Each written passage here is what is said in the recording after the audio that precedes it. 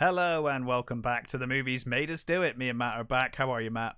Hi, I'm pretty good, sir. How are you? I am. I'm all right. Yeah, doing all right. We've got a lot to talk about this week. I Yeah, think we were late with our Escape from New York review, you were. and as a result, it feels so long ago that I watched some of these movies. But ironically, the one that I watched this weekend was the one I'd forgotten I'd even watched. So that says everything you need That's to a know. that's a good sign, isn't it? That's a good sign. But yes. Anyway, what do you want to start with, Matt? Well, I think we should probably start with the big one, shouldn't we? Which big one? So, well, Your big one? Let's start with the Northman. Let's start with the Northman. So you went and saw the Northman in cinemas I did. this It's weekend, which I think second return to the cinema since So lockdown. was It it did. June and then this, or Yeah, yeah? So it's I every time I return to the cinema, I am reminded of how much of a better experience it is. yeah, That sounds like an obvious thing to say, but I think these days we're so used to seeing things on the small screen, streaming at home. yeah. And even if you got a big TV and surround sound, it's all great, but it's just not. It's not the same. No, So, how was the Northman? Because this looks fantastic. it's fucking awesome. Excellent. Review over. That's a great Um, review. Well done. it is really, really fucking good. So, here we got Robert Eggers again. After his The Witch and the Lighthouse. Yeah. We have Alexander Skarsgård as Now that's a track record, isn't it? yeah, yeah, totally. That's two movies that were like film of the year quality movies. Yep, absolutely. So and to be honest, it's probably going to be hard to beat this one. It's going to be in the list, huh? It's definitely going to be in the list. So we've also got Nicole Kidman as Queen Gedron. We've got Claes Bang as Fjolnir. Ethan Hawke as King. I'm going to mess up these names. King Avandel, Okay. War Raven, and then we've got Anya Taylor-Joy as Olga of the Birch Forest. So basically, it's the very basic story of Hamlet, as it were, but it's obviously based on the origins of Hamlet. So Sure. it's this the Amleth, the sort of Dane prince sort of thing, and you've got it starts with the young Amleth, who I can't remember who plays the kiddie version. No, it's not that one. I can't find it. But anyway, he's played by obviously the younger version, and he's waiting for his father to return. And Ethan Hawke turns up, and he's sort of this battle scarred, and he's a bit abrupt with his wife, but he greets his son warmly, and they go and do this this ritual, which is like, whoa, okay, they do this wolf ritual where they go in is on sort of like end up on all. The king says to his son, "Do everything I do," and they go on all fours, and there's lots of howling and woofing, and Okay. then they drink. They're told by this sort of this shaman stroke fool played by Willem Dafoe, to drink this thing, and they lap it up, and he is told about Odin and his obligation to avenge his father should anything happen to his father. Right. And he's told about the family tree and where his place is on the family tree, and you get this amazing of it. One of the surreal moments. You get quite a few surreal moments in these, and obviously they are induced. Let's say I would. Sure. Yeah. And you get this amazing shot of this sort of this like pan up of this family tree with all these dead kings hanging from the branches and stuff. It's fucking awesome. And you see his place at the top of this tree, Right. as it were. And as they're leaving this ceremony, the king's bastard brother, Fjolnir, basically kills him, and Hamlet, escapes and vows to. You've seen all that stuff in the trailer. Yeah. Vows to kill him, rescue his mother, and get his kingdom back, sort of thing. Mm-hmm. So you've got quite a lot of, his trademark weirdness, as it were. I would say Yeah. you've got a lot of the, with the these scenes of Drug-induced visions. yeah, Yeah. exactly that. It's and they are really well done and really beautiful. And of course, you get these amazing scenes where they have the Amleth becomes this a berserker, Right. but he's spent too much time as a berserker. He's kind of forgotten what he is and where Right. It's kind of broken him mentally. yeah, Yeah. he's kind of lost his way. And after a raid on this village, which is fucking awesome, the again you get this scene where before they go, they get this sort of shaman makes them drink this stuff, and they're supposed to be shedding their outer skins to become wolves, Uh-huh. bears and stuff, and you get all that really cool build up, and you get the attack where there was the real fucking brutal attack of this Russian village, and he then sort of while they're sort of celebrating their victory and divvying up the treasure and the slaves and things, he runs into this blind Cirrus played by Björk, which is I fucking love Björk. Yeah. And I mean, she's in the movie for like 2 minutes, It's cool anyway, you know. but she makes such an appearance as this blind seer, this sort of pulling this wool and weaving this string, and she talks about the Nords and how he's forgotten where he stands and his obligations, and he's got to fulfill his destiny, the fate. The Nords have woven your fate. You have to go and fulfill this thing. So of course he basically finds out that Fjellner is now no longer king of where he was. He was overthrown by, I think it's Harold Fairhair, who was like the first proper king of the Norse, Mm-hmm. who threw off all the princes and things or chieftains and sort of unified. He's unified everything under him. Yeah. And he so Fjolnir is basically gone to Iceland to live. Right. And so he realizes that some of these slaves are going to be taken to him. One of them being Anya Taylor-Joy's she's another witch, and he basically hides himself as a slave and then goes to Iceland to enact his revenge. Sure. I mean, it's filmed beautifully. I would expect nothing less. Yeah, it's filmed in Iceland and it's filmed in Ireland, and right. It's pure beauty, and the period detail. I'm sure there are some in errors in it, but overall, it's complete period.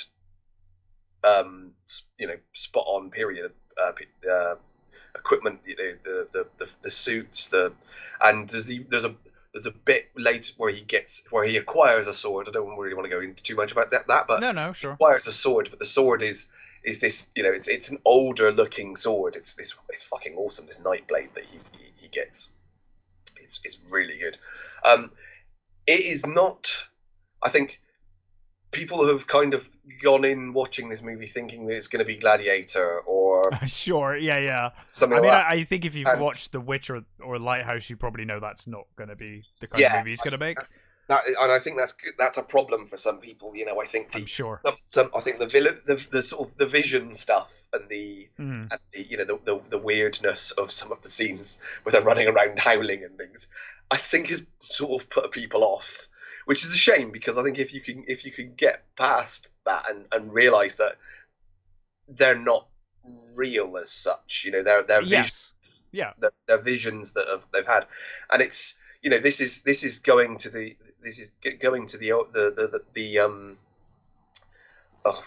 fucking, what's the word I'm looking for, the Norse stories, the tales, the sagas, yeah. the sagas. It's going back to the sagas as much as you can go back to the sagas from this, and using the details as much as they can, and it's so fucking well done. There's the supporting cast, even though they, in most cases, they don't really get much to do. It's mostly Skarsgård's, he's pretty much on screen most of the time. But Ethan Hawke, brilliant. He's in it for, again, he's in it for 5 minutes, but he's brilliant. Willem Dafoe, again, in it for 5 minutes, brilliant. Nicole Kidman as Gudrun, she is really fucking good. I love she's having a real resurgence of late, Yeah. and I'm really enjoying it because she is a great actress. Yeah, she really is. I think she started coming back with when she did Destroyer a few years ago. That movie was fucking awesome. Yeah, she's been making sort of appearances in yeah, here she's in and there. Aquaman as well. Yeah. Yeah, she's a great actress, and it's great to see her. Yeah, back. she's got some very cutting lines which are quite funny. Mm-hmm.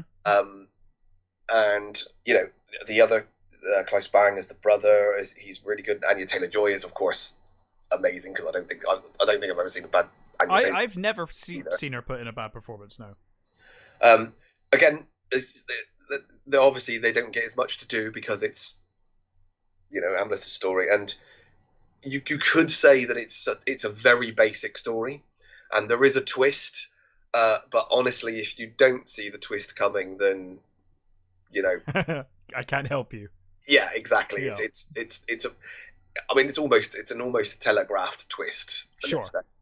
And I won't give it away. I mean, even though it's obvious, I won't give it away. Mm-hmm. But it's the reactions to the twist are really good and really well done. And Skarsgård, I think, is a great actor, but I think this is one of his finest performances.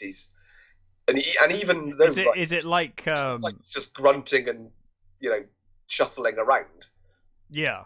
Is it like Columbo, where you know what's going to happen, but it's fun to watch the characters work it out? Yes, Yeah. It's kind of that sort of thing. Yeah, never really liked Columbo for that reason. Oh, I love Columbo. I love episodes of Columbo, and I love the character. I think it's a format you're either behind or you're not. Yeah, I love it. I'm more of I like to work it out myself type. Sure. Yeah. But I mean, come on, there is some great fucking episodes of Columbo. Anything with Shatner in is fantastic. Oh yeah. And Nimoy, I think they were both in it. Yeah. Multiple times. Yes, so there's a lot of stuff that I think people will probably have struggled to push past. Yeah. Which is a shame, but I think I don't think it's going to make the money back. Because this is I think his biggest budget is a fucking huge budget. I think it's like 90 million like that. Okay. And I don't think it's going to make that back, sadly. But I would encourage anybody who loves cinema to go and see it as a cinema experience.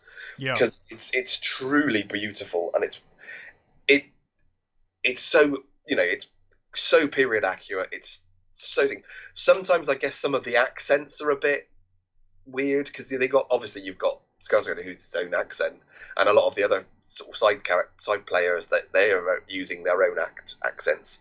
Kidman's accent and Taylor-Joy's accents are a bit, and then at other times they're actually speaking, Scandinavian, and you think, you do sort of think, right. Well, you should have probably picked one, and just gone with it. You sort of think choose one, but it's a fucking minor gripe, to be fair. Other than I would, love to see more people go. I don't think it's going to get, it's not going to get its due. But I think if you love The Witch and you love The Lighthouse, you will love this, because there's just, I mean, it's not as weird. I would say it's not as weird as those movies. There's not, but it's still brilliant. It's still amazingly directed, amazingly acted. It's beautifully stunning movie, and I cannot praise it enough.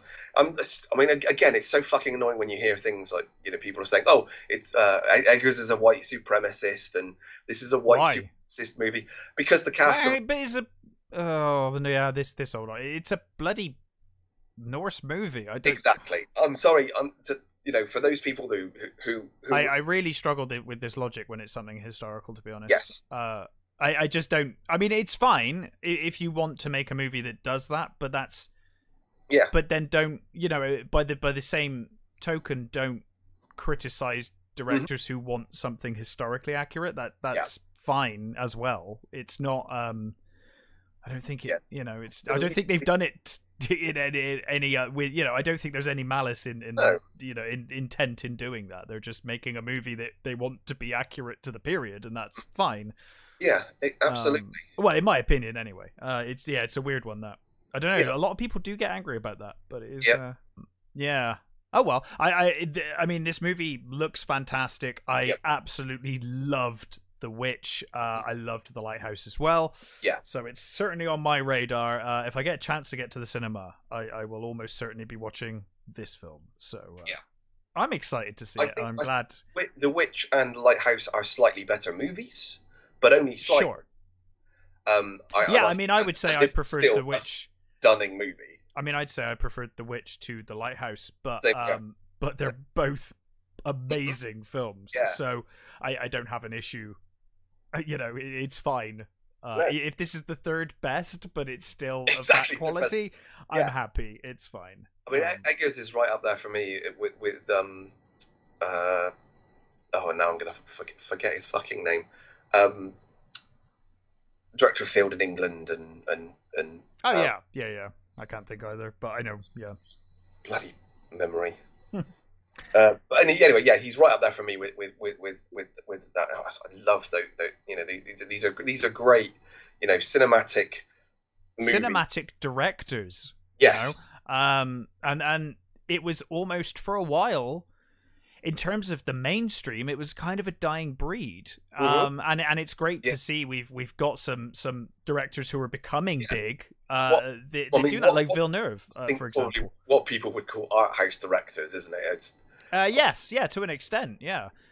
Used to be that you'd be in the mainstream, but these days it's much more of the arty directors. yeah. But it is good to see some of them getting some recognition and actually kind of making these kind of movies. Although sadly, it sounds like in this case it may not make its money back. So No, it's with. I mean, I think it's doing pretty well, but I think because I think it's probably got limited appeal, and the fact that I think some people are going to be put off by the strangeness that it's by just, the lack of Blue Hedgehog. yeah, by the lack of Blue Hedgehog, yes. Ben Wheatley is the Yes, well done. I was in the back Yeah. of my mind. I was trying to work it out, but yeah, My brain it's went. been one of those weeks. So yeah, he's right up there for me with Ben Wheatley is a Yeah. phenomenal director. And as I was saying, before we started the show, that it looks like he's still attached to a Nosferatu remake. Yeah, I'm really intrigued by that. Anya Taylor-Joy and Willem Dafoe, which is Willem Dafoe's playing Nosferatu again. Again, yeah, we I mean, said that's really odd. I mean, he's a lot older now, but I think it would still be. Oh, he'd still be fantastic. He's okay with all the makeup and stuff. Yeah, Why not? Why not? Indeed. Yeah. So Northman, I cannot recommend enough. It's a beautifully done, amazingly acted, just a great film. Excellent. Well, it's been a few weeks. It feels like quite a few weeks now since I watched Spider-Man: No Way Home. But I watched a Marvel movie. Yeah. Yeah. I was going to go watch that as well, and I just didn't get round to it. Yeah. Well, I'm kind of, as you know, I'm superheroed out, so it's kind of unusual at this point for me to even bother.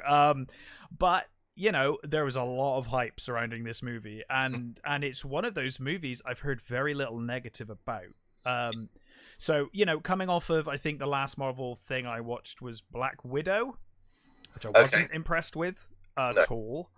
I was curious. I was like, yeah, okay, well, maybe. But the sounds of Black Widow, it just did a great job of cheapening the character. Yeah, it removed a lot of the things that you would have naturally wanted from a Black Widow movie. It just changed or took out altogether. Really strange decisions. I think they saw that Captain America: The Winter Soldier was one of the most popular movies, and they were like, let's just remake that but with Black Widow. And just try and shove a Black Widow storyline in there.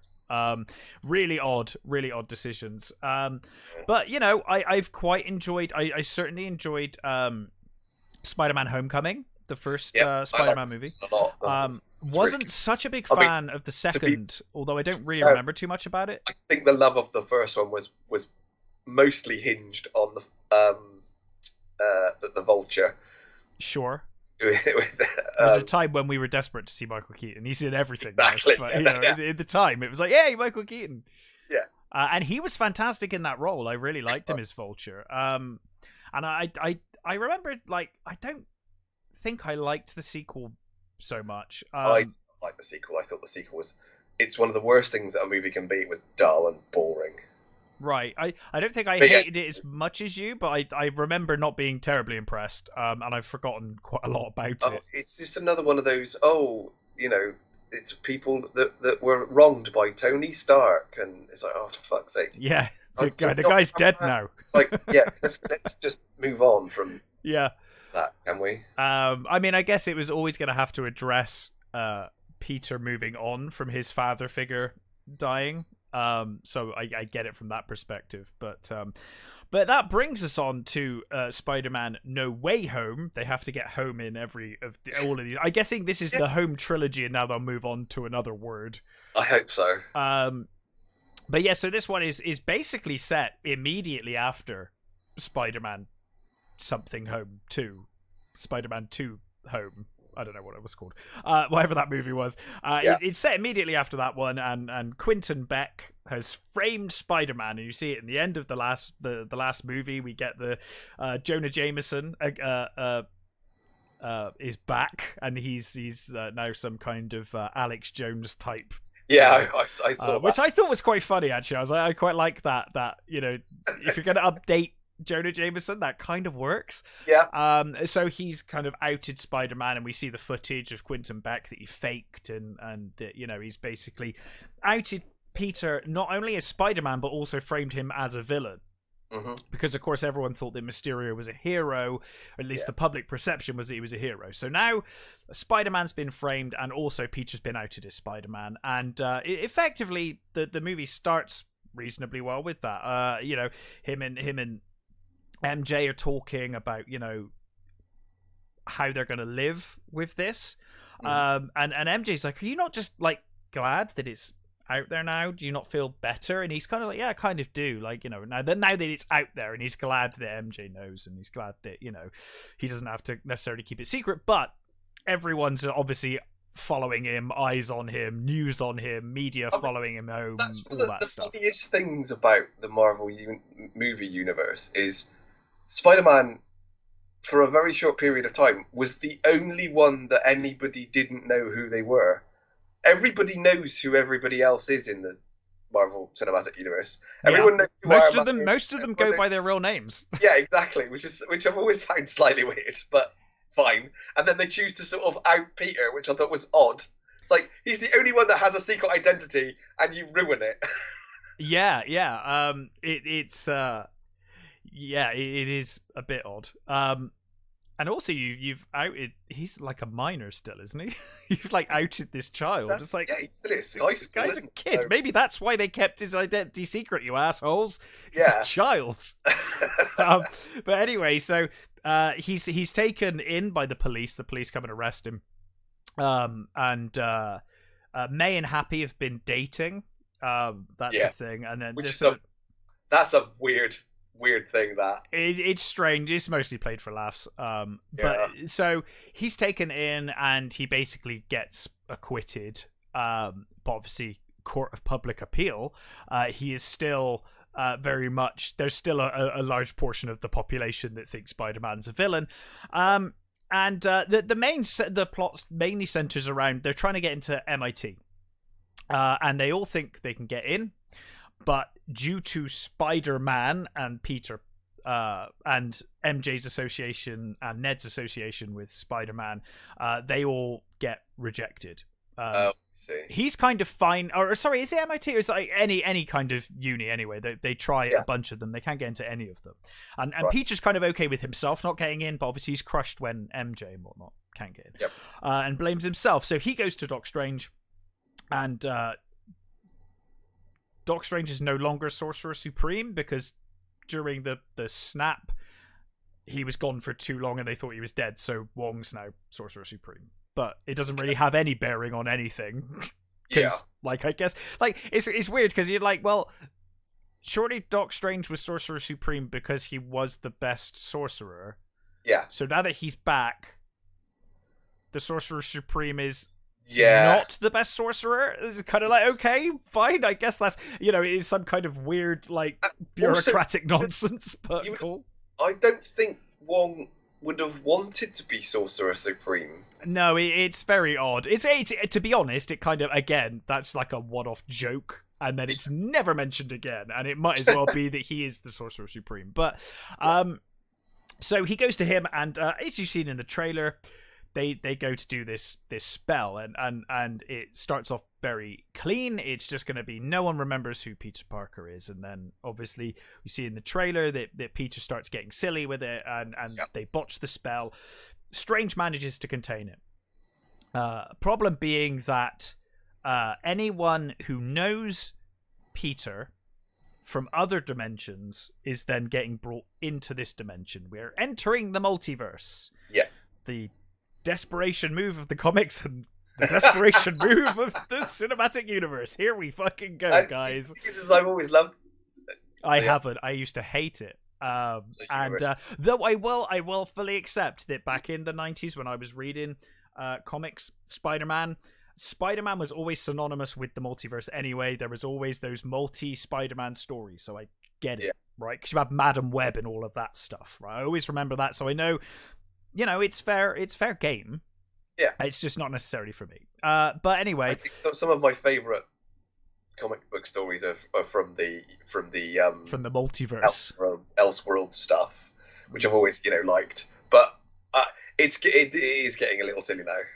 Well, I guess they've only just started, really. I know, they've only just, that's the thing, they've just started already. We're like... I think due to this movie's success, get used to seeing a lot more cameos and stuff. Again, though, it's the same with all these things. The fucking studio learning the wrong lesson from it. Yeah. So, as a result, we start getting... I'm going to go into spoilers. If you don't know that there are 3 Spider-Men in this movie, at this point, we're past that, right? We know who's in this movie. And I think everybody knew. I'm pretty sure everyone knew before the movie came out. It was kind of clear. So the villains start coming through, and I will say, started off well. Then there was a period of about 20 to 30 minutes where I thought this movie is turning into a complete shit show. And the reason I say that is that once the villains start coming in, and I know there's a tolerance for this, where you're like, well, we will assume you know who these characters are, but it's not even the same universe. It's like, did you watch Tobey Maguire's Spider-Man? Because if you didn't, then you're fucked. Yeah. And it got to a point where it's like literally, like Strange or Ned or MJ are like, hey, another one's turned up. And then Spider-Man goes there and is like, oh, there's Electro. Oh, another one's turned up. Oh, there's Doc Ock. Oh, another one's turned up. Oh, there's Lizard. Oh, another one's turned up. There's Sandman. And it's like, Jesus Christ, this is a mess. This is like cameo for the sake of cameo. You're just shoving, your greatest hits. You're just shoving these toys together. Smashing these toys together. We will. Funny enough, subject for later is smashing toys together. But you're just bringing these characters in for the sake of it for about 20 minutes, I want to say. But then the movie finds its feet, and I will say this movie's great by the end. There was a period where I was like, I'm really not sure. This feels like a mess. But by the end of the movie, we have a fantastic character arc for Peter, for all 3, really. Not so much Tobey Maguire. He's the elder of the group. He's the wise one. He's been through everything, and he's kind of the wise member of the group. Andrew Garfield's Spider-Man gets some fantastic closure, some fantastic close to his story. I did hear that the Tobey Maguire one, I think, was initially probably going to die. Oh, there's a scene at the end where there's a scene at the end where he gets stabbed, and it's very clear that something was meant to happen there, and they don't, and then they kind of joke it off at the end. He walked it off. No, they all hug, and they hug, and he's all kind of smiles as he says goodbye to Tom Holland's Spider-Man, and then Andrew Garfield's Spider-Man turns to Tobey Maguire. He's like, "You're in a lot of pain, aren't you?" He's like, "Yeah, I'm in a lot of pain," and that's pretty much like all they say about it. But you can kind of tell it was like, oh, I kind of feel like he probably was meant to die there or should have died there. Yeah. But it, again, not so much for Toby, although I do feel with Toby, he went through his story arcs and he kind of came out the other side and he was done, whereas Andrew Garfield still had things to resolve, and those thankfully get resolved in this movie. More importantly than that, I think that Tom Holland's Spider-Man, who has been desperate for an arc ever since he was in Tony Stark's shadow, and like we said, we've had two movies now, plus the Avengers movies and Civil War of Peter under Tony Stark, and then under Tony Stark's shadow after Tony Stark's died. Now we're getting to see Peter Parker grow up, and he is forced to grow up. And there's a point in the movie, I won't spoil, people probably know anyway, but I won't spoil it. He suffers tragedy, and he has to overcome anger and rage, and it works really well because this Spider-Man, we've not really seen him deal with that. No. Obviously he lost Tony, because I think also that Uncle Ben was already gone. Yes, when we first meet Peter. Well, that's it, and what we have here is his Uncle Ben moment. And it's interesting because he's already Spider-Man at this point. Whereas in the previous movies, it was always like Uncle Ben dies and then he becomes Spider-Man and whatever. In this, he's been Spider-Man for a while, and now he suffers this tragedy, and now he's doing the with great power comes great responsibility, and he has these two other Spider-Men to tell him how things worked out for them. And you get these great scenes where Toby's talking I can't call them all Peter, it's really confusing. Toby. Toby's saying to Tom Holland's Spider-Man, I caught the guy who killed Uncle Ben, and I got that revenge. I thought it would give me what I wanted, but it didn't help at all. And you need to think about that in because he's after Goblin, because Goblin ends up killing someone that he loves. And so he says you need to let go of that, it's not going to help you. And you get some great scenes with Andrew Garfield talking about Gwen Stacy, who they have this conversation where he's like, she was my MJ and I lost her, and there's talk of loss and whatnot, and we see a great story arc for those characters. And by the end of the movie, I really felt like, hey, this feels like a really nice cap on the, not just this trilogy, but also on the other Spider-Man movies as well. I thought it did a very good job. Like I said, I do think there was a good 20 minutes in this movie where I was like watching action things happen, and I was like, is there a point to this outside of it's always fun to see these characters back, right? Cool, but I need a bit more than that. And there was a point when I was really worried that wasn't going to happen. I'm glad to say by the end of the movie that it had happened, and I thought it was a great story for what it was. The returning villains, Alfred Molina is amazing. It's like he never stopped being Doc Ock. It's like he's not missed a beat there. It's amazing. William Dafoe obviously hamming it right up his Goblin, and he's fantastic. The de-aging looks really good on them as well, I thought. Worked really well. A lot of the other characters though, and Electro, Jamie Foxx's Electro is far better in this movie. Still not quite Electro, but his Electro was awful. Well, he's a bit more of a character by the end of this movie. I was like, okay, I kind of like him a bit more in this movie than I did. The thing, I've always felt sorry for Andrew Garfield anyway, because I think he's great as Spider-Man. Andrew Garfield and Emma Stone. Emma Stone, yeah, they were great. Their dynamic was fantastic in those movies. They work so well, but the movies themselves are rubbish. Yep. The first one's bad. The second one is appalling. I don't think I don't know if I've seen the second one yet. Oh, I just remember you saying how bad it was, and I was like, I probably won't bother then, and I don't think I ever did. I know it's on Netflix. I feel like I might have put it on a while ago and just kind of had it on in the background without really watching it, but just the scene where Stacy dies. Really. I've seen that scene. I have seen that scene. Pretty heartbreaking. Yeah, I've seen that was done really well. It was like, oh, this sea of shit. This shouldn't be in this terrible movie. I think the other villains though. I mean, some of these villains are there, and I forgot they even were there. I was like, oh yeah, like I'm surprised they bothered with the Sandman. Well, they don't. I mean, that's kind of the thing. They don't bother. He was kind of a fucking afterthought in the previously. Anyway. He's less than an afterthought here. So is Lizard. Yeah. I mean, basically, I think a lot of it is reused shots as well. Like, I don't think the actor even came back. I could be wrong. It looks like they just reused footage because they barely say anything. I don't know. I could be wrong. But they're barely in it. They give nothing really to the movie. Ultimately, one key point I missed out is the whole reason for this problem is that Doc Strange is like, you need to kill all of these. You need to send them back, and Peter's argument is, but if I send them back, they'll die because they all die, right? Yeah. And he's like, yeah, they will, but that's their destiny to die. Whereas Peter feels that he can save them. He's like, I can save them.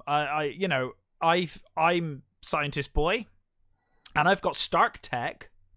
I can use that to fix Doc Ock. I can use that to heal Sandman and the Lizard, and I can use that to cure Electro, and I can use that to cure the Goblin. That's how this whole problem starts. And and for a while the villains are on side, but obviously it's going to be that fucking dastardly Defoe is going to screw everything up. He's the most mental, isn't he? Yeah. So, yeah, and there's some great moments. I really liked the Alfred Molina's Doc Ock almost immediately tears apart Peter's costume, but it's full of the Stark nanotech. Yeah. So he absorbs it thinking like, oh, I'll take your nanotech. But the nanotech's actually more sophisticated and ends up kind of disabling him and kind of taking over him. It's like, well, now I can control you because I've actually got you've got my nanites in your arms now. So some funny moments. But I overall, I actually thought this ended up being a pretty good movie, to be honest. I was surprised because at first I was like, this is getting really, really messy. But it's got a really satisfying arc. Disliked about his Spider-Man is that the Iron Spider stuff barely appears in this. Oh, just such a weird choice to make. It's but not. I guess it makes sense for the story. Two, but... Yeah, it's barely in this. It's in it briefly. But yeah, I honestly, I was quite impressed with this movie. I mean, I will probably never watch it ever again. I'm not a big superhero person at this point in my life. But I enjoyed it for what it was. I thought it was a very well made movie. Certainly one of the best Marvel movies I've seen in a long time. I really like Doctor Strange. Has always been one of my favorite Marvel characters. I love Doctor Strange. He's fine in this. I loved the Doctor Strange, the first Doctor Strange movie, and you thought he was great in stuff that he's been in. Yeah, I'm slightly worried about the next one though. I think because they've you can already see some of the cameos from the trailer. Yeah, you already know because they've come away with the wrong fucking idea of why this movie worked, why No Way Home worked. It's just going to be a fucking mess, I think. Which I think the villains are villains, and you could argue the villains are only there to serve the heroes, right? Because the villains in this movie, all of their plots were resolved. That's like they're done, right? In those movies. This movie works because I think not so much Tobey Maguire's Spider-Man, but Andrew Garfield's Spider-Man had unresolved story arc. And we get to see that here.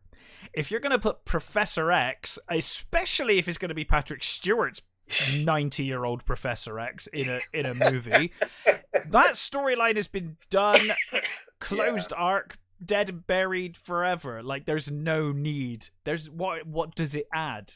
No. That's the thing. What does it substantially add beyond, there's Patrick Stewart's Xavier, yay, which is a brief pop. What does it really add to the story? And I don't know what it can give you. And I don't know what they're planning to give, because Patrick Stewart's so old. It will just be, hey, here's the Illuminati version of Iron Man, and also here's Xavier, and we'll never see him again. It's not like he has to do anything, though, is it? He's not really... The good thing about Professor X is he's in a chair and he just, like, holds his head. Well, and the other question is... Patrick Stewart doesn't do a lot for that, does he? No, and the other thing is, Patrick Stewart, he's certainly getting on. If I was him, honestly, if Disney came to me and they were like, hey, do you want to do a Mark Hamill and give us a digital appearance and likeness, voice likeness? I'd be like, yeah, man, I'll take those dollars for, for a couple more years. Why not? So, there is that question, I guess. Is Xavier always going to be Patrick Stewart from now on? Possibly. I'm not really sure what they're going to do with I think it's Doctor a shame. Strange 2. I like McAvoy's. Well, that's what I don't understand. If you're going to bring any over, it should absolutely be Fassbender and McAvoy. Yeah. That's like, they were fantastic even in as bad as those movies got. Yeah, Fassbender was always amazing as Magneto, even in the worst of those movies, and so was McAvoy. I thought McAvoy's Xavier had far more of a character than Patrick Stewart's, and that's not dissing Patrick Stewart. It's the way the character was written. Mm-hmm. He was given far more to do. The thing is, he got to play the younger version, flawed version. Yeah, absolutely. He got a bit more to do. Yeah, but this movie, I thought it was surprisingly good. So I would recommend Spider-Man: No Way Home if you're a Marvel fan. I don't know why I'm recommending it though, because if you like it, you've seen it already. I think most people in the world have seen it based on the. I think this is like the highest-grossing movie of all time now. Well, apart from when not when you adjust for inflation, but everybody's gone to see it twice, except for me. Apparently. Yeah, which is odd. But yeah. So, what else have you watched, Matt? So let's go with Metal Lords. Metal Lords, yes. So this is a Netflix movie, and it stars Jaden Martell, Adrian Greensmith, and Isis Hainsworth. So this is your sort of your coming of age story. It's about two friends, Kevin and Hunter. Right. Who you've got Kevin, who is this sort of he's just sort of your typical nerdy sort of teenager who doesn't really have many friends except for Hunter, and you've got Hunter who is just metal. Hunter is he's got the long hair, he's got the jackets, he's got the studs, he's all about the metal. So they basically decide they've kind of got this band. Well, they haven't really got a band, but they've kind of got a band, and they're sort of goaded into doing the school band competition. Oh, right. Apparently, the band competition they haven't been one for a number of years, but the school has this reputation that once many years ago there was a guy who went to this school who became the lead singer of this amazing metal band, and then he's disappeared. Okay. The name of the band escapes me now, but so they basically they go to this party where this sort of school band is playing, and they are terrible. I think they're playing like Britney Spears covers or something. It's not okay, but it's that sort of thing. And the drummer is like stoned out of his face and can't keep time. And he's just saying, no, they suck and all that sort of thing. And basically, the lead singer of this band at this point says, he says to them, we've got a band, and they're like, oh, well, hopefully we'll see you in the competition. Then it's like, yeah, we're going to be in the competition. Of course, there's two of them. He plays guitar, and he basically makes. I mean, Kevin sort of plays drums, but he basically said, like, buys him this fuck off great kit, which is like, that is massively unnecessary. Yeah, but, sure. But he buys him this like full on like oh, for fuck's sake! I mean, we've all Six fucking we've all known kids like this. Not Nicky Six. Oh, for fuck's sake! Why am I fucking blanking on? Anyway, doesn't matter. Just a stupidly huge drum kit, which is completely unnecessary and has too many drums. Anyway, he gives him this like homework list of bands to listen to, which is like, yes, fucking brilliant. That list is totally awesome, and I completely love it. So they decide that they need some sort of bassist or something. They need someone else. So enter bass is quite important. Yeah. Yeah. So enter Emily, who is, when you first see her, she is playing. What is she playing? Is it like a? She's playing some sort of flute instrument. Oh, I can't remember what it is now. She's playing like a wind instrument anyway, and she's playing it doing the marching band stuff. Sure. And the coach basically says, the guy says to her, "Oh, you're not doing it right. You're doing it out of time." And she completely blows a gasket, calls him a c word, and throws the instrument at him and runs off. So it's clear that this girl has serious issues, and she does. She's on medication, and she has anxiety, and she has, all these issues. But she plays. He while he's practicing his drums one night, he hears this cello playing. So he goes and he opens and he sees her playing this beautifully played cello. And he says, "Do you like heavy metal?" And she's like, "I don't know. I've never really listened to it." And he's like, "I think you would make a good." So he basically gives her the list and says, "Here's some homework for you to do." And he tries to persuade his mate Hunter to let her join the band, and he is not having it. He does this. It's actually quite a funny scene. He goes into the class is supposed to be having some sort of I think they're doing I think it's like a literature project or something, and he comes in and starts talking about the Viking sagas and stuff with his guitar and his amp, and he starts talking about like how metal things are, and he basically stands over Emily playing his guitar, and like just challenging her and stuff, and of course she loses her shit and says she'll never join the band. I don't want to spoil anything. It's not a great movie, but it is very fun, and if you love metal, you will definitely get a kick out of it. Right. It also has an amazing cameo section where I'm going to slightly spoil this. There's a bit where does Tobey Maguire's Spider-Man turn up? Yes, Tobey Maguire's Spider-Man. Excellent. Yeah. So he's in the hot tub as this dilemma comes up. Right. And Scotty Not Ian turns up, Tom Morello, Kirk Hammett, and the fantastic Rob Halford turns up. Oh, nice. And gives him advice. It's fucking brilliant. I love it. It's kind of worth watching just for their tiny little cameos. And I think the music was done by Tom Morello as well. So all the setups and stuff was all done by Tom Morello. It's genuinely fun, at times sweet movie. I think that the three mains are really good. The actress who plays Emily she's a Scottish actress, and she's really sweet, really fun. And I like I think for the most part they deal with her illness quite well. And I think it's, like I said, it's not the greatest coming of age movie, but it is really fun, and it's definitely metal. It's got a great soundtrack, and it's just fun. So I would recommend it to anybody who likes metal and likes coming of age movies. Yeah, well, I mean, I like both, so maybe I will give it a go. Well, it's one of the films I've forgotten most about. This is not the film that I've forgotten the most about this episode. We'll get to that in a moment. Yep. Because Matt reminded me, and I was like, "Oh, I forgot I even watched that." But last weekend I watched Scream, or also known as Five Cream. Is how I wanted them to do it, but they didn't. So Scream is back, and it's doing the annoying thing of being called the name of the original movie.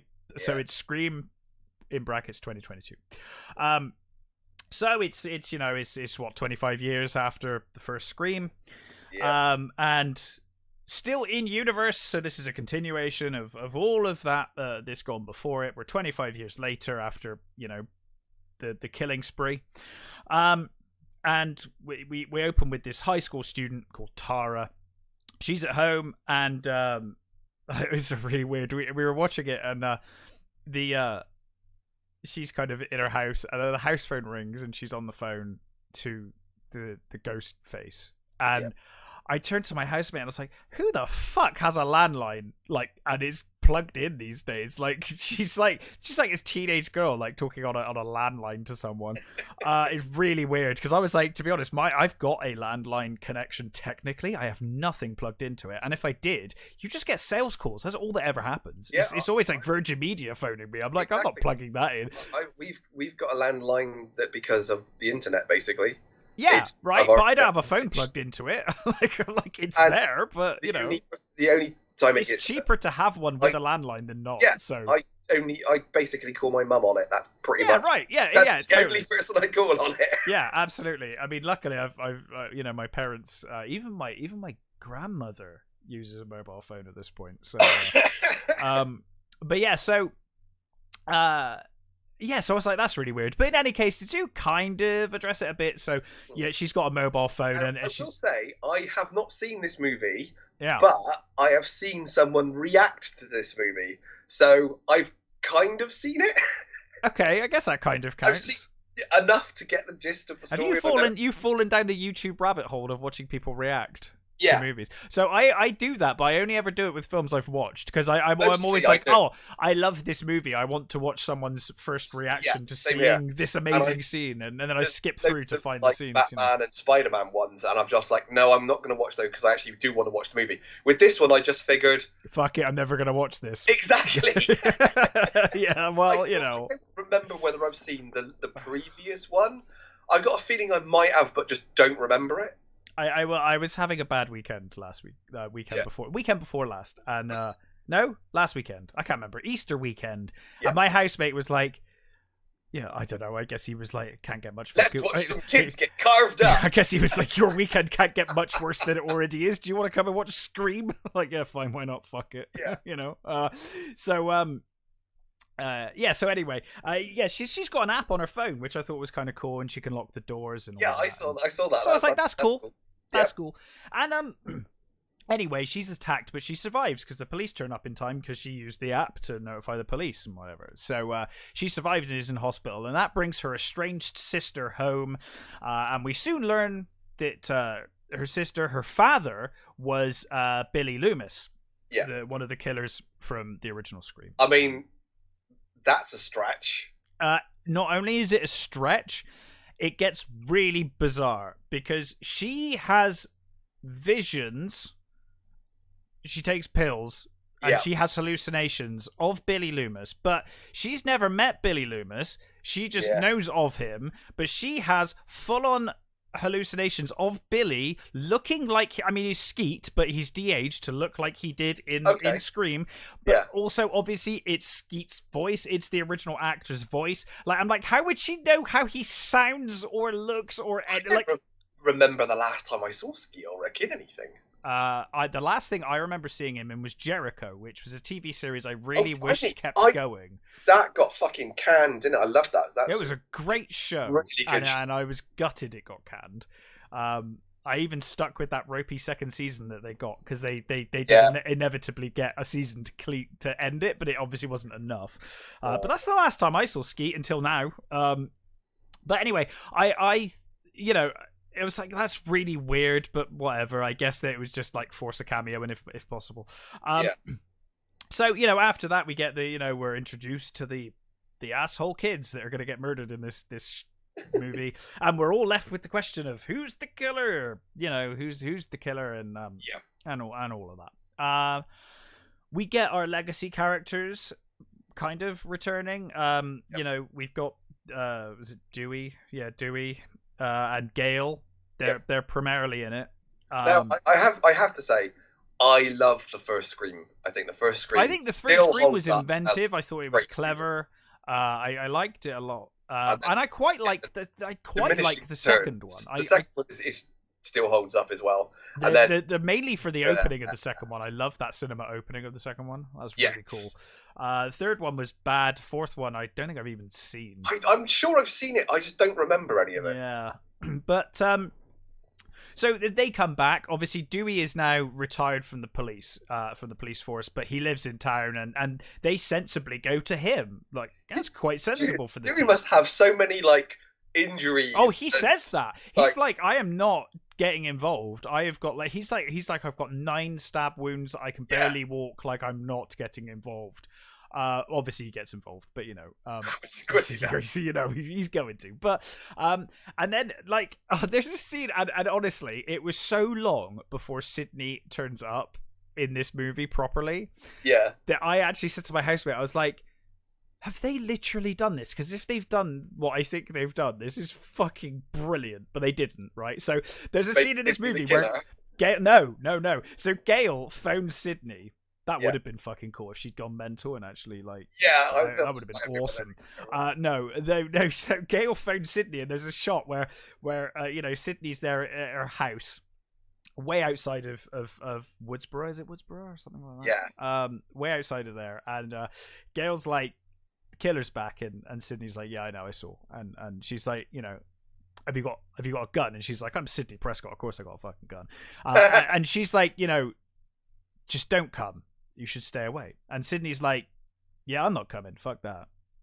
And then like literally for like 90% of the rest of the movie, she's not in it. And I was like, honestly, if they got like Neve back for a cameo just to be like, yeah, I'm not coming, fuck off. I was like, that would be such a brilliant fucking bait. That would be so funny if they actually did that, to where it was like, she's just in it for 5 minutes just to be like, yeah, I'm not coming. Stop that. But she does turn up eventually. So yeah, so the story can, you know, off it goes. And, you know, I will say for this movie, it's got some great gory kills. I was quite impressed with how gory some of the kills were in this movie. And I get what it was trying to do. Obviously, Scream has always been a commentary on pop culture or horror, the first movie, and is kind of, you know, as it's progressed.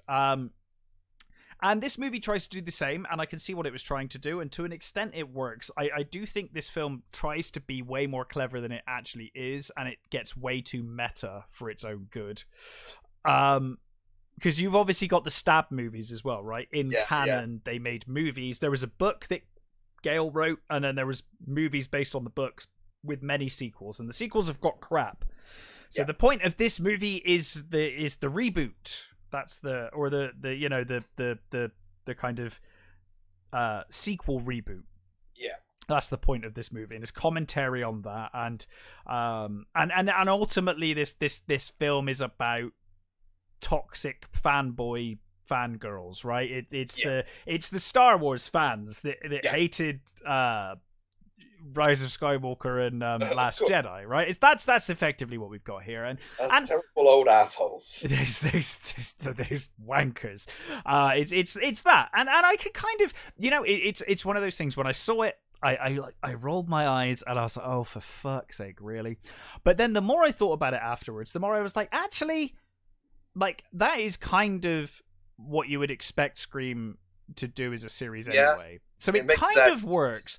I think my main issue with this movie is that it tries to get way too clever for its own good, and it's not very clever. It's quite dumb. Characters are really dumb. I do not know if anyone has watched this movie. Please explain to me how the fuck the hospitals work in the fucking Scream universe. Because there's a girl who has been stabbed multiple times in bed in a hospital. The killer manages to cut the power to the ward. There's no one on the ward. No one's even remotely bothered about it.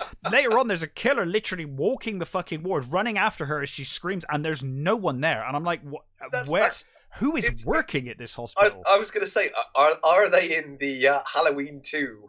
Yeah, like, no, honestly, it was worse than that. I was like, this is worse than Halloween 2. It's really weird. I think that's one of the funniest things about a lot of horror movies, is like, the hospital scenes are clearly done by people who've never been in a hospital. Yeah. Absolutely. It was bizarre. So that was quite contrived and silly, all of the hospital stuff. But it has got some good kills in it. I just thought it was very lackluster and very like. I mean, some of the acting in this is so bad. Is this it now? Are we done? Probably not. I mean, did it do well? I don't know what the box I office don't know did. how well I think the answer to that is just basically how did the box office do? Yeah. If it did well enough, let's have a look. I'll have a look right now. Because again, I had to get Wikipedia open to remind myself what happened in this film. So, it only had a budget of 24 million, box office of 140 million. So probably there'll probably be another one. Was it Blumhouse? Yeah, they've all been Blum, haven't they? Because that's Blumhouse numbers, isn't it? So yeah, that makes sense. Then in that case, they're definitely sixth film was officially greenlit on February 2020. There you go, then. And of course, Cox has confirmed her involvement because I guess she's got nothing better to do at the moment. So, it's not the worst. It's not fucking Texas Chainsaw Massacre. Oh well, that's something. It's got some moments. I know my friend Jay fucking hated it. Like he hated it, which is why I put it off because I was going to be watching it for the last time we were doing this review show. I was having a very bad week, and I messaged Jay and I was like, Jay, I'm having a really bad week. I've been given a copy of Spider-Man and I've been given a copy of Scream, and I've already seen Spider-Man. And like, is it just going to make my day worse if I watch Scream? And he was like, don't watch it. I was like, okay, I won't. So I didn't. But then my housemate was like, hey, let's watch it. I was like, all right, fine. And we got takeaway. It was all right. That's always, yeah. Food passed the. You got to take away out of it. That's good. Yeah, it was all right. It's not the worst. I don't think it's even the worst Scream movie. It might be. It's not great. Although I really don't remember. The fact that I don't remember 5 probably means that 5 was four. The worst. Yeah, 4. I don't remember 4 either. I literally do not remember what happened in 4. So 4 might be worse. But it's okay. Like I said, it tries to be way more clever than it is, and some massive logic holes, some terrible acting. But you do get those legacy characters back if that's what you want. And the social commentary is there. I can see what they were trying to do, even though I don't think they succeeded very well. So. Oh God! I just remembered the opening of 4. Oh, what happens? That might remind me. It's got Kirsten Bell in it. Hayden Panettiere in it, and it's one of those like trick openings. Oh, okay. It's fucking awful. Do you know? I have a feeling I've never watched it. I think I was so nonplussed by 3, I might have even skipped 4. I'm gonna have to watch it now and find out. I don't think I'm bothered. I'll find out which is worse. I saw number 1 not that long ago, and the first one's still great. It still holds up. It's still really a good well. movie. I rewatched them a couple of years ago. I rewatched 1 to 3. And I was really impressed with 1 still. I think Scream's a great movie. And the second one, I think there's enough in there that really works. Particularly that opening, I'm a big fan of. But yeah, then the third one was rubbish. And I'm sure the fourth one. Which one did Jay and Silent Bob turn up in? That is 3, I think. Is that 3? I remember, I think it might basically be 3. Remember that. Yeah, I remember that cameo, yeah. But yes, anyway, what else have you been watching, Matt? So I watched Choose or Die. Choose or Die. So this is another Netflix movie. It's directed by Toby Meekins. Stars Lola Evans, Asa Butterfield, and Angela Griffin, sorry. And it's also got sort of appearances by for fuck's sake, what's his bloody name?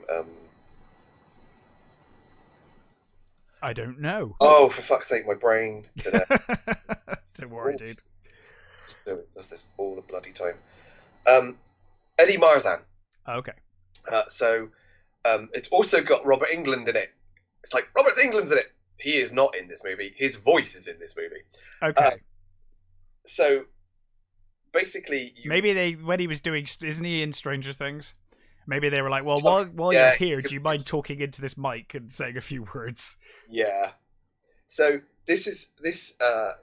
you're introduced to Eddie Marzan's character, who he's looks like he's one of those sad people who collects 80s stuff, and he has got this wife and son who are having this argument in the background, and he looks like he's a bit of a put-upon husband, and he goes into his room where he's got a great big Freddy Krueger poster on the wall, and he's got lots of sort of old tech and things, and sounds like a good dude. Yeah. So he's got this in a job lot. He bought this computer game from the 80s called Cursed. Okay.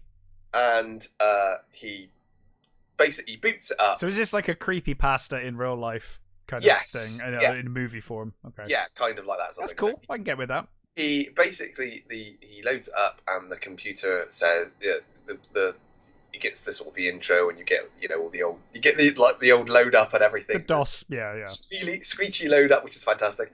And it says, "Oh, you're in a cave," and it says, "Oh, it's a text adventure, is it?" Okay. Yes, text adventure. Nice. And it says, "Oh, he reaches for his bottle of beer, and it comes up on the screen what he's doing." So it says, "Oh, so it's copying what he's doing in real life." Gives him the question: do you reach for another or not? And it says, choose or die. So he says, I reach for another one, and miraculously another beer appears next to his empty bottle. And then it says, it ramps it up. You can hear his wife and his kid arguing in the next room, and like the stereo comes on, Gary Newman comes on, and the screeching and all this sort of stuff happens, and it says, his tongue or her ears, choose or die. Oh God! And he doesn't make. He's like, tries to put it off, and this screeching sound starts, and it starts hurting his ears, and he's sort of covering, and he chooses, and he goes into the next room, and his wife has cut his son's tongue out. Wow. Yeah. So I'm spoiling a little at the beginning, but no, that's cool. You're setting up the premise. I understand now what. So basically, I mean, I assumed the rest of the movie wasn't just going to be, do you want another beer or not? Yeah, choose or die. Yeah. So basically the computer game gives him the option, ultimatums, and but it gives him the option of dying, continuing, or stopping the game and making copies. Oh, it's like the Ring kind of deal, yeah. Yes, so you've got that sort of slight Ring element to it. Which is presumably how he ended up getting a copy. Someone's made. No, he bought it in a drop log. He bought it in a box of stuff. So he sort of reawakened this curse thing. So then you're sort of introduced to copies for who? Because I'm one of the only fucks that's still got a Commodore 64 lying around. Who else in the world? I'm like, okay, I'll make copies. There's lots of people that have got, like you, have got them. So So does he have to pass the copy on, or can he just make a copy and just be like, well, there's copies made? I'm guessing he just makes copies and puts them out there somehow. Right. You're introduced to Kayla, who is working in as a cleaner in a great big building, and she has got this a mother who's played by Anne Griffith, who is sort of, she's on crack, and they're in this terrible apartment building, and it's all very usual generic stuff sort of thing. Mm-hmm. And she has this friend played by Asa Butterfield called Isaac, who is I think he's a programmer. He's making a game, and he clearly loves her. She sort of likes him, but not that much, sort of thing. But he is making one of his characters looks like her, sort of thing, and I can't remember whether he's got it or he ends up with a thing, but she takes it away and she uses it, and she transfers it to her laptop, sort of thing, and she's playing. She's in a diner, and it basically gives her the same sort of things, coffee or cake, and then it obviously spirals into something hideous. Happening. And from there, they basically, as soon as you made the decision, like the whole idea of this is that there was a prize. If you beat the game, you get $1,000, $100,000 or something stupid like that, right? Which was one of those things that they used to do on those, those old some of those old games, sort of prizes if you beat the game first, and you could prove and tell us, prove that you beat the game, you won the prize. And apparently, and I don't know how true this is, some of those prizes are still unclaimed and actually claimable. apparently I don't know whether this, again, like I said, this is true, but somebody claimed a prize not that long ago. Yeah. That's what he says anyway. Whether that's true, I well, don't. sometimes I think Richard Garriott still gives out prizes for Ultima if you actually contact him. I think some of those old programmers have still got such a passion and still got the stuff lying around. They're like, yeah, sure, I'll send you some signed stuff at least or something. Yeah. So yeah, so that from there, that they go on and they find out more about it and stuff like that. Right. So what I will say is I kind of enjoyed it. I'm kind of digging the premise. It's a premise that we've seen before in, sure. in movies.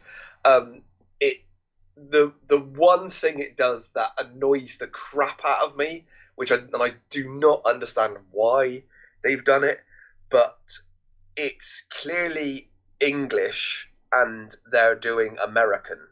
Oh, okay. They're trying to make England America, and they're trying to make all the. I don't know about the main actress. I don't know whether she might actually be American, but everybody else is English doing American, and even Eddie Marzan's American accent isn't great, and he's a great actor. Yeah. I just don't know what there's actually from my point. For me, I don't. There's nothing in the movie that says it needs to be set in America. Yeah. It's been a long time since movies, have to America. Like fucking Hellraiser did. Hellraiser. Sure. They made it American because they thought that would appeal to a wider audience. It would make it would make more sense. People would watch it more if it was American. Americans love British stuff these days. That's fine, the thing. You don't need to anymore. There's no fucking reason for it. And it's really fucking annoying. But it's kind of fun. There are some nice visuals in it. There's one particular fast forward rewind scene, which I'm not going to spoil, but I really liked that. I thought that was really well done and really interesting.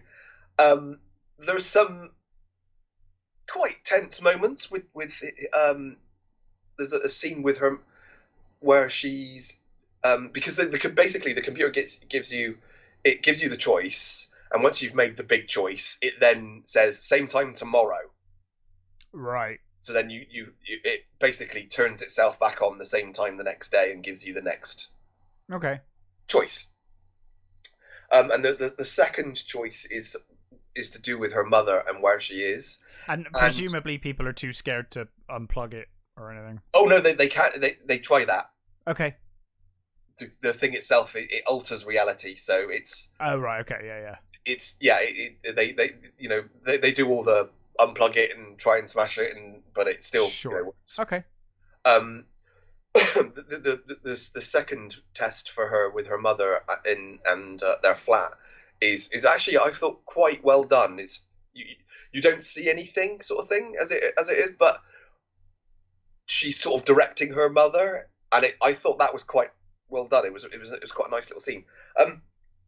It was an interesting enough little throwaway horror movie. Sure. So I kind of recommend it if you just want to sit and watch a little, a couple of beers and like I said, a couple of beers and a takeaway. It's fun enough. Sure. It was all right.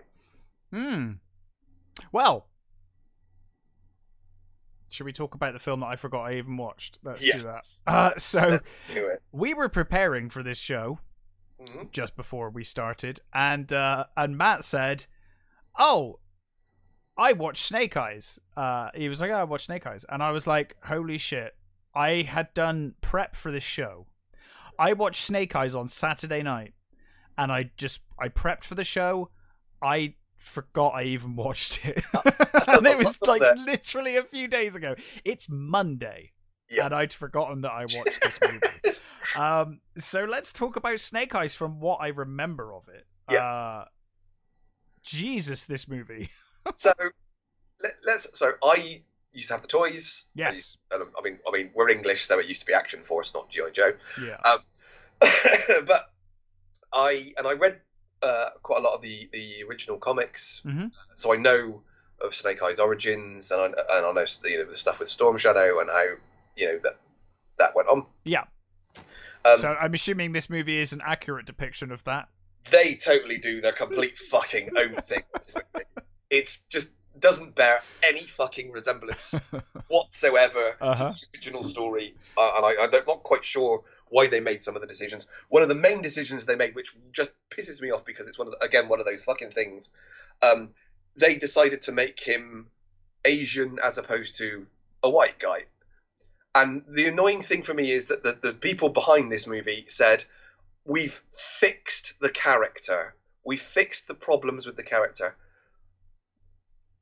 Okay. Who the fuck says that shit? Like, oh, we fixed the problems. There was no problem with this fucking character.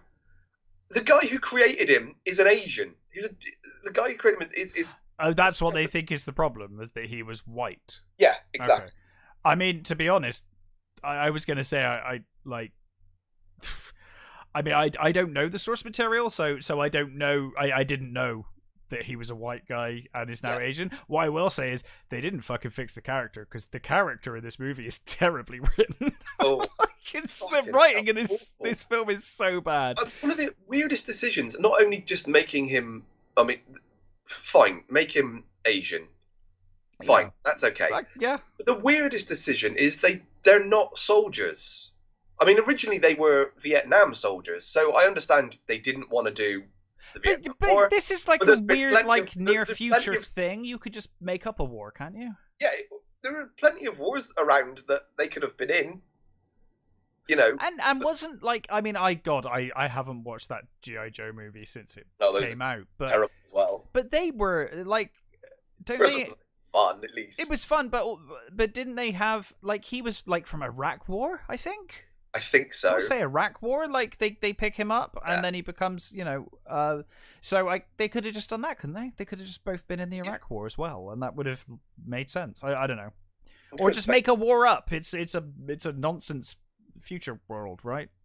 Yeah, kind of. Yeah, you don't need to make it properly. It just seemed a bit weird that they decided not to make them soldiers, but so Ray Parks played him in the other two, which was cool. So yeah, they make him an age guy, which is, like I said, not a problem. It just annoys me when they say. Well, I mean, you have that. Well, A, yes, and B, you have the kind of history of the character. That kind of stuff. I was like, oh, maybe he always was. I don't know. Like I don't have that knowledge. So he basically you get his origin, where his father was. You don't know really much about his father other than the fact that he's clearly on the run from something. Yeah. They're hiding out, and then some...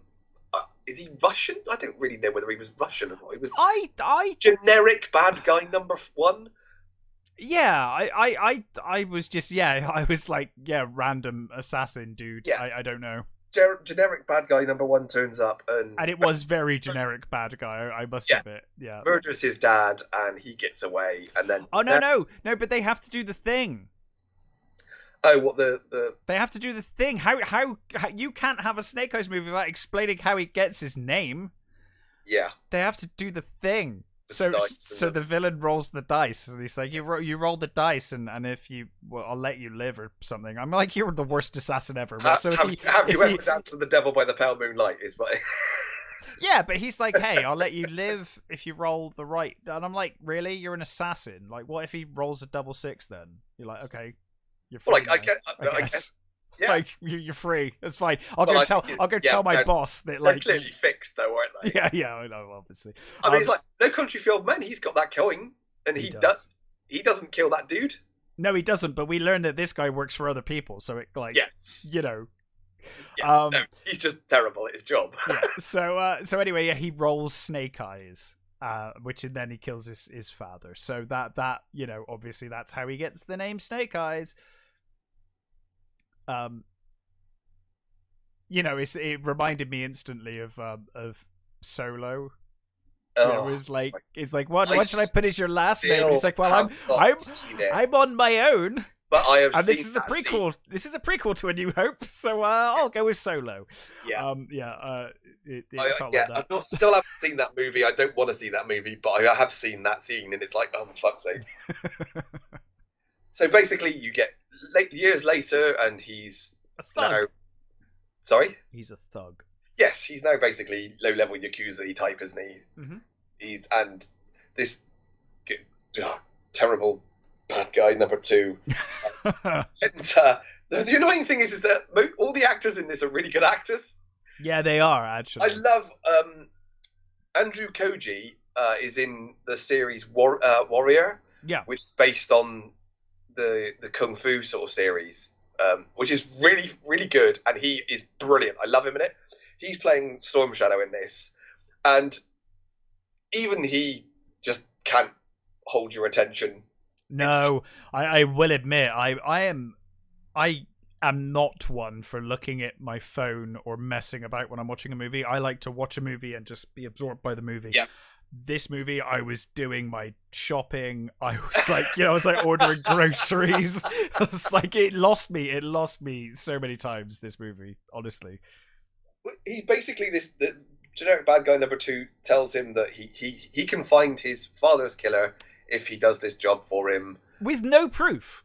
Yeah. Zero proof. He's just like, yeah, I can find a random guy who killed your dad 20 years ago. I can find anybody, yeah. Like, how long ago did he kill him? How would you know? Where'd you even begin? Like, okay, I'll just take you at face value. I will just take it that you can find my father's killer with no information or knowledge.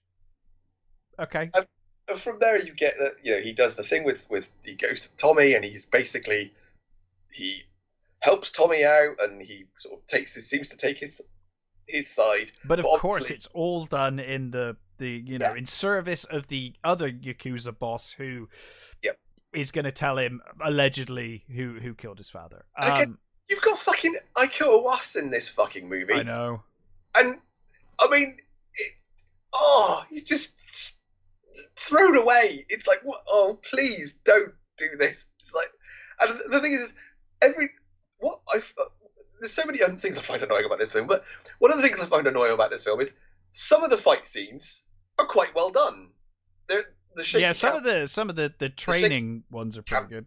Terrible, and the fucking, what is it with the weird fucking lens flare at the first half of the movie? They tone it down as it goes on, thank fuck.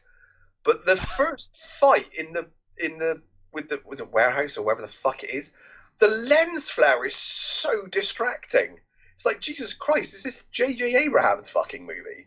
I feel like as I get older, like unless it's really well made, I tend to start switching off as action scenes start going. I'm just like, okay. I can't say I noticed the lens flare, but some of them were utter trash. Some of the fight scenes were really bad, and then one would pick up and you'd be like, oh, this is actually quite a good fight scene. Yeah, some of the training stuff was actually pretty interesting. Yeah. Oh my god, I just remembered the fucking CGI anacondas. Yeah. I'd forgotten about those until this moment. He gets these, so, like, randomly, Storm Shadow, after 5 minutes of meeting this guy, says, he's called Tommy, not Storm Shadow yet. He's not. Oh, yeah, but yeah. Tommy randomly says, oh, I want him to be he saved my life, I want him to be a member of my clan. Yeah. So, all right, fine. So there's only one character that's properly suspicious of it. The girl who works. Yes. Oh, sorry. Yeah. Who is this like head of security? Yeah. Who seems terrible at her job. And there's they do these. They've got these tests, and the first one's with Iko Uwais, with this bowl test, which is like, well, that's obvious what you've got to do there, but never mind. And then, but the third test with the snakes was like, what the fuck? Those CGI snakes are some of the worst CGI I've seen in a long time. What also gets me is like, he says that they're the giant anacondas, and then they open their mouths and have these huge fangs. I know. It's like, I'm like, they're not anacondas. Like huge fangs if they're anacondas. They're not anacondas. They are. And that whole thing with the giant snake was like, I don't remember there being giant snakes in the stuff with snake eyes. But I mean, it was funny. And the thing with the jewel as well, the whole so there's a jewel that gives you basically a laser gun sort of thing. I didn't really get that. They were determined to get this jewel, But at no point did I really see the power of the jewel, other than if you point it at someone, they'll burst into flames. But I'm like, you could just use a gun. Well, I think it's supposed to be. It's a gem from the sun goddess, isn't it? It's Sure, I got that from the fire and stuff. Samasarata. But it doesn't seem that powerful. In a movie like this, you're like, oh my god, it's gonna block out the sun, or it's gonna like kill everyone. It does disintegrate people. Yeah, it does, but like powerful. All right, so it disintegrates. Because that, in turn, that made me think. Well, how do you beat that? He just points at you and thinks, and you blow up. Shoot him in the back of the head. I mean, well, there is that. Yeah, I guess. I mean, the thing is, though, it was like at no point did it seem any more dangerous than a machine gun.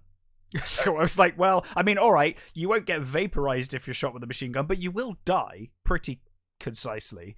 I was like, it doesn't seem that dangerous, but they were determined to get this thing.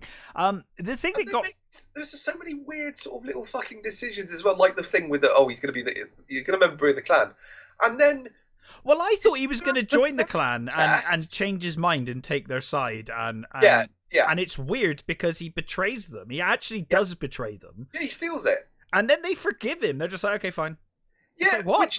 What? Doesn't make sense. They forgive him and then banish Storm Shadow because he used the gem. He used it. And also they made a vow never to use the stone. Yeah, but I'm sure they also made a vow to never betray you.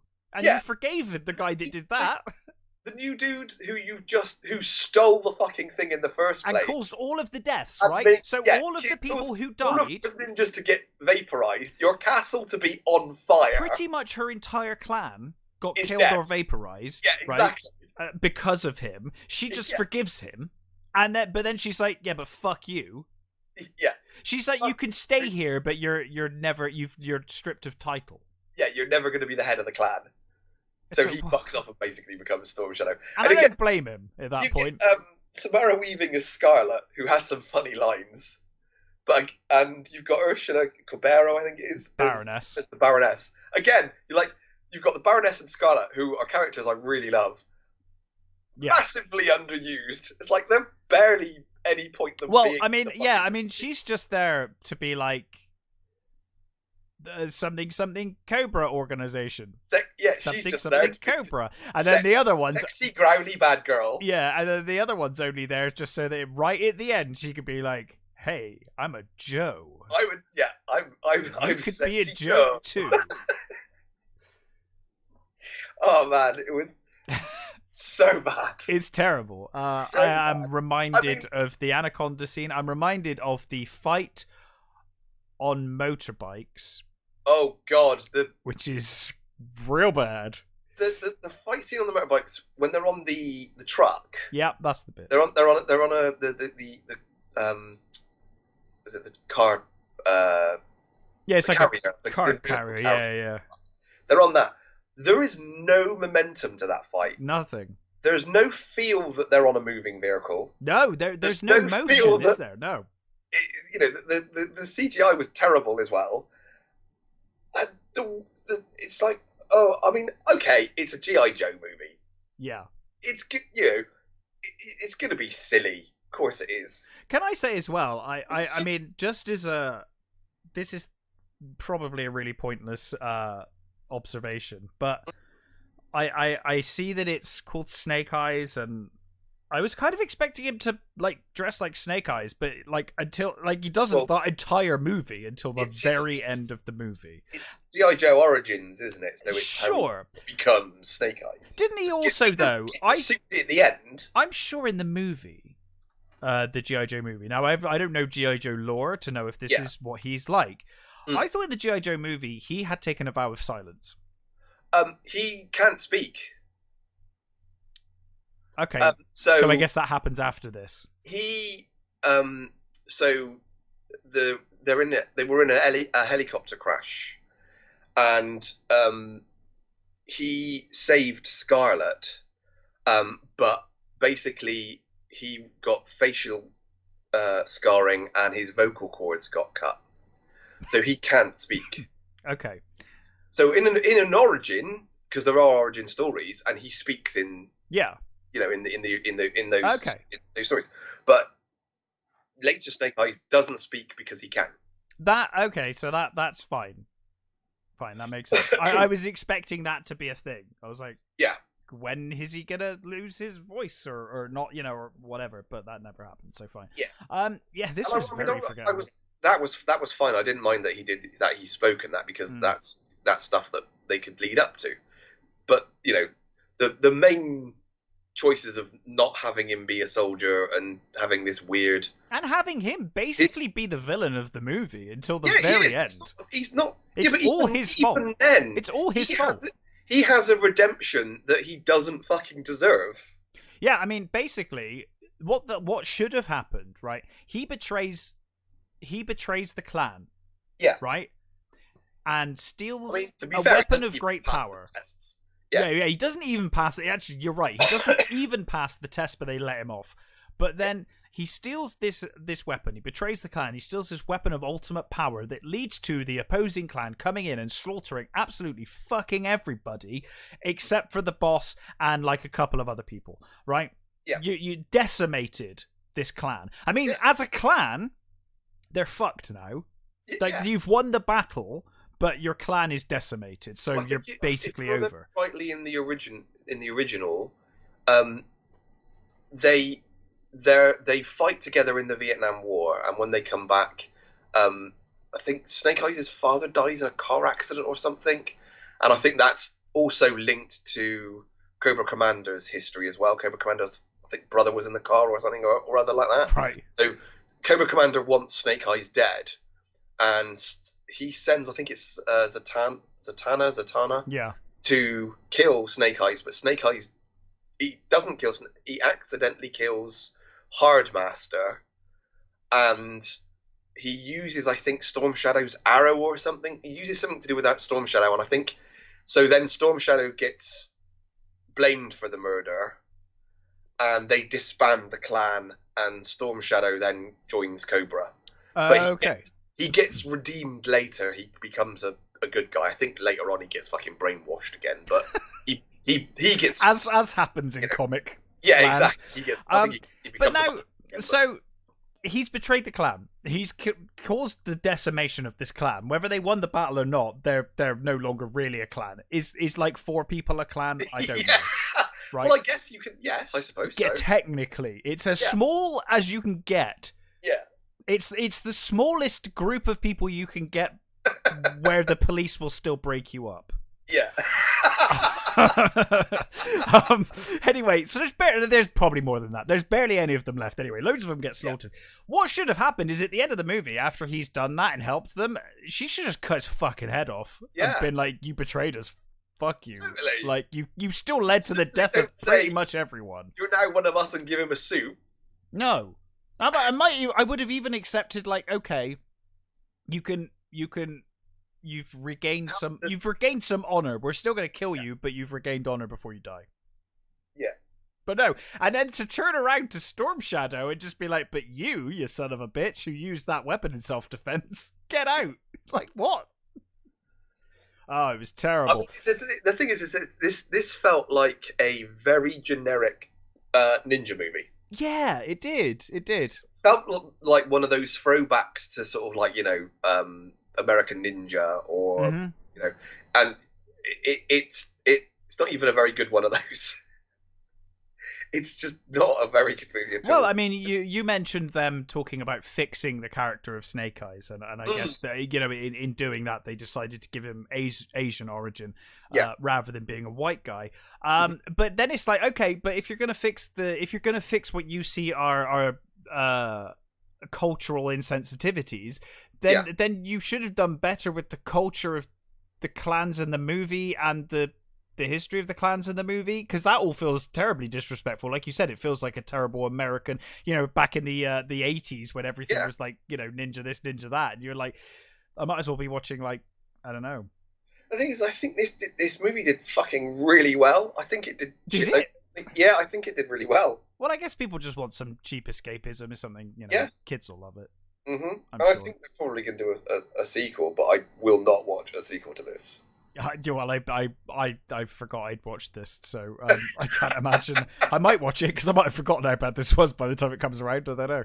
But yeah, it's I mean, even with the security guard woman, it's like she goes from thinking he's a dickhead and being mistrustful of him to just suddenly going, "Oh, I'm on his side now," and she saves him from the snakes and stuff. You think, why? Yeah, and then it's kind of teased that she's in love with him magically all of a sudden. Yeah, and then she realizes that he is everything she thought he was, but she lets him go anyway. Yeah, it's like what? Okay. Yeah, it's a terrible film. No, do not see terrible film. It's not good. But anyway, I think is that it. Is that everything? I think we're caught up. We're all caught up. But we did watch some good movies this time. Yeah. We you know. So yeah, The Northman. I will definitely be checking out. Everybody go see The Northman. And like I said, if you're into the comic book stuff, Spider-Man, I thought was a great movie. I'm sure you've already seen it, but you know. I thought it was great. So yeah, there we go. What are we going to watch next time, Matt? I have not decided yet. Okay, it will be horror-y. Something horror-y. Okay. I'm not sure yet. I haven't quite decided. I'll get back to you on that one. All right, it'll be a mystery for next time. There's a couple of things I did want to bring up. Sure. They did a teaser, and I mean teaser for the title, for the next Dungeons and Dragons movie called Honor Among Thieves. Is Will Wheaton in it? I don't think Jeremy Irons coming back. No. It's got Chris Pine, Michelle Rodriguez, Justice Smith, Hugh Grant. So, yeah. Directed by the guy who did Game Night, Jonathan Goldstein. And I like Game Night, I thought it was really good. Basically, it sounds like it's... it looks like it's going to be in Faerun, so there's a harper in it. Okay. Sounds like ex-harper turned thief escapes from prison with his partner, a female barbarian, and reunites with a no-talent wizard and a druid.